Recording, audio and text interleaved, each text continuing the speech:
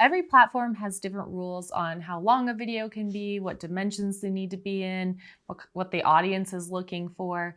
So let's talk a little bit about how you can create social media videos and how you can edit them to the right dimensions.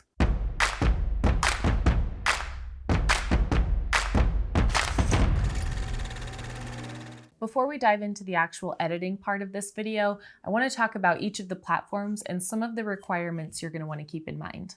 The first platform is YouTube, and there's two different types of videos that you can post. The first is long form, and on those videos, you're gonna wanna be somewhere around 8 to 12 minutes of watch time. If you have something really interesting, you might go a little longer. If you wanna just really get in and out, you can go a little bit shorter, maybe make a 3-minute video. But really, the ideal is to make the video be as long as the video needs to be. Don't stretch it out because somebody told you it should be a certain length, and don't shorten it because somebody told you it should be a certain length. And don't make it long just because you can. Make sure that you're giving out the messaging in the right amount of time that it needs to be said.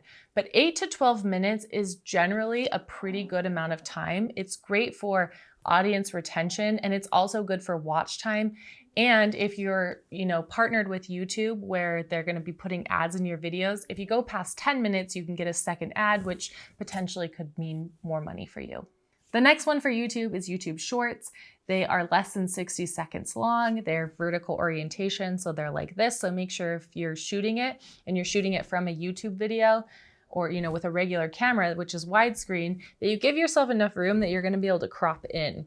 If I'm like way close like this, then by the time I crop in, you're going to see like this much of my face, and that's not going to be attractive. TikTok, you can now do up to 10-minute videos on there. It started out at 1 minute, then they added 3 minutes. Now you can do up to 10 minutes. I would never make a 10-minute TikTok video. That is just way too long. Unless it's like the most incredible video you've ever seen or, could possibly imagine, which you might think that about your video, but it probably isn't. Don't post a 10-minute video on TikTok. Same rule applies as with YouTube. Make it as long as it needs to be.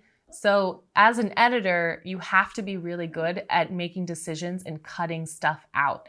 If you're on camera, it can be a little bit more difficult because you're like, wow, that was so good. And wow, that was so good. And like, wow, that was so good.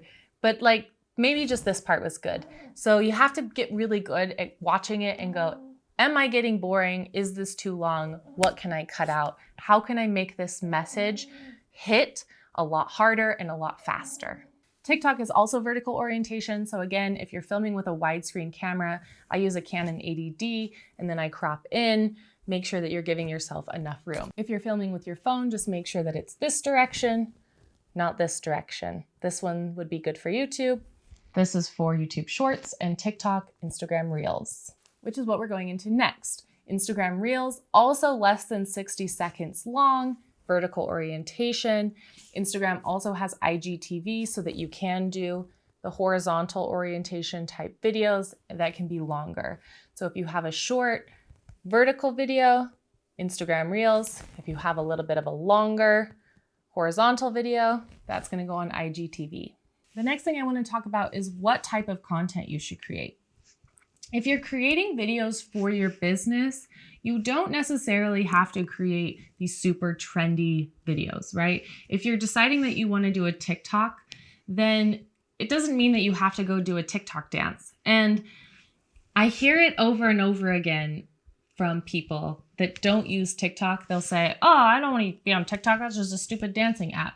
It's not. It's so much more than that. And if it's just a stupid dancing app, it's probably because you've opened it like once or twice and TikTok hasn't figured out what you like yet. If all you're seeing is dancing videos, either A, those are the videos you've been interacting with, you've been liking, so they're showing you more of them, or B, you just haven't watched enough to really realize that there's so much more to TikTok than dancing videos. TikTok is one of those places where, there's a lot of trends. You can do those trends. That's something that can be really fun, but you don't necessarily have to do that. What I found really interesting about when we started posting on TikTok is that we use a lot of repurposed clips. So they're clips from our YouTube videos, and then we cut them down. We make sure that, whatever the message is in that minute and a half, as opposed to the 10-minute long video, makes sense on its own. You don't want to just post a random minute and a half, right? Like the messaging has to make sense as a standalone video.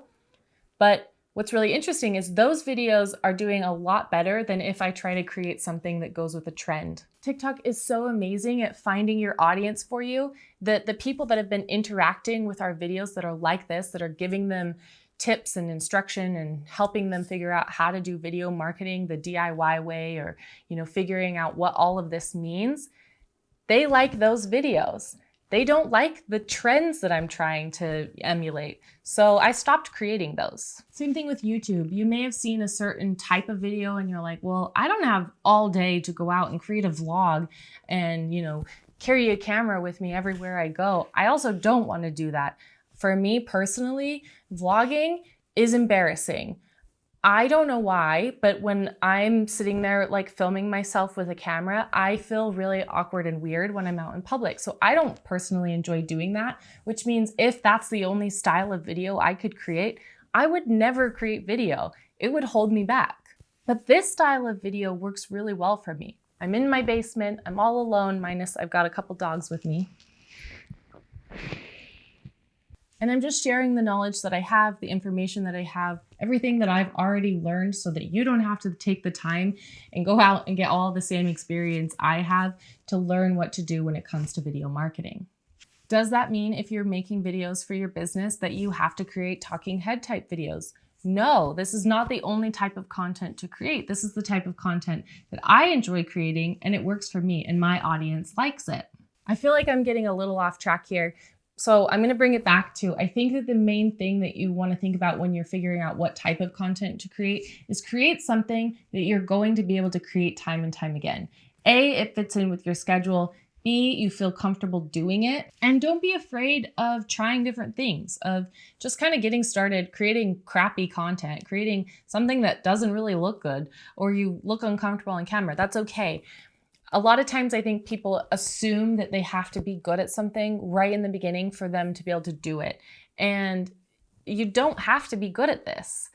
You can practice, you can get better. I have been editing since I was 14 years old. I have a lot of practice. I've been on camera for 6 years. I have a lot of practice. So make sure to be kind to yourself in this process. It is something you will get better at, something you'll get more comfortable with, and you'll slowly sort of figure out what kind of content that you like creating, what your audience likes, and then you can just make more of that.